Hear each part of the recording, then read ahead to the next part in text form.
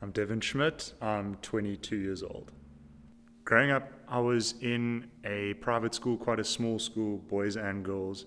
I wasn't necessarily the popular kid.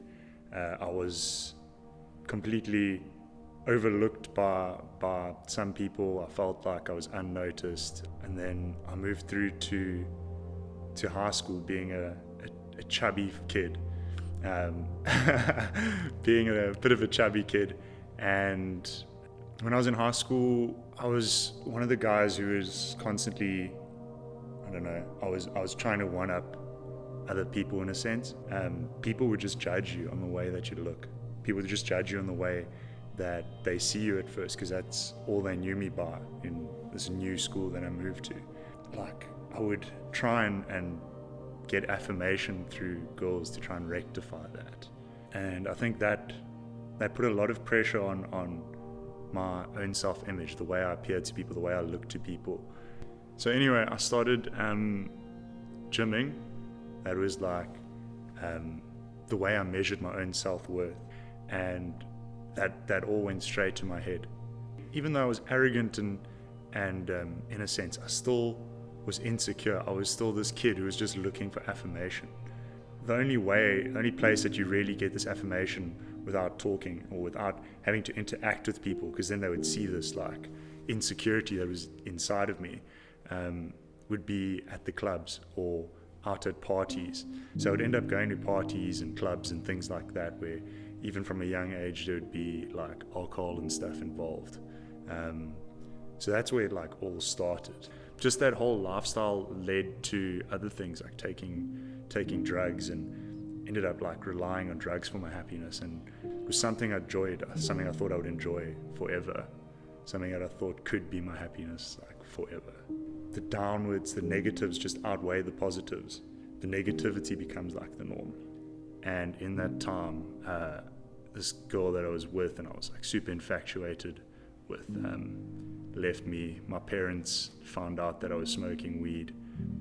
I let my parents know that I was depressed and that I actually couldn't carry on like this, and I didn't know what to do.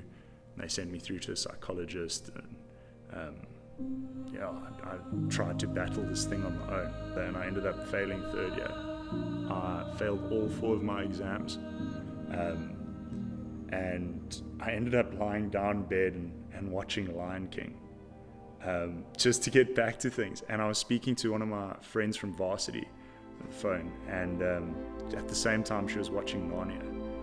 And so I told her, like, yeah, like Narnia is actually Christian based. Yes, Lewis wrote it. She was kind of like, yeah, I know that, but how did you know that? I told her that I was Christian, and she invited me to community, which is like a small meeting of believers, and obviously I said yes.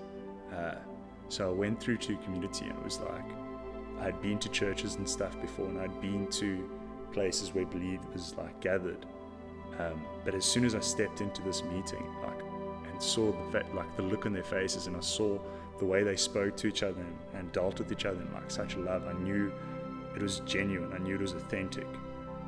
I think at that moment I gave myself towards this. I knew that this was where I wanted to go, and this was where I would have to lead to actually find my joy again. I kind of knew of Jesus before. I had given my life to Jesus, in a sense, in grade 6. But until actually seeing this, I didn't know what it genuinely looked like. There was like some form of authenticity about it. I found that the more I gave things up, like the closer I came to God, and the more joy I had in return. And growing closer to God like genuinely gave me joy, the way things like that I was stuck up in couldn't. One of the moments that I did recommit my life was at my baptism. Yeah, I felt the joy. I felt like there was a greater victory that had been won. And I feel joy, self-worth, I feel love, I actually feel emotions. Depression kind of numbs you to that.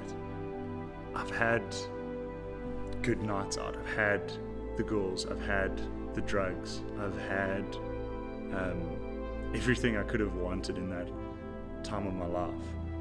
And I look back and still the negatives of it, still the weight that it brought was completely outweighed by the joy that I have now. Like, I've lived that life, and I still choose this. I still choose Jesus over that life.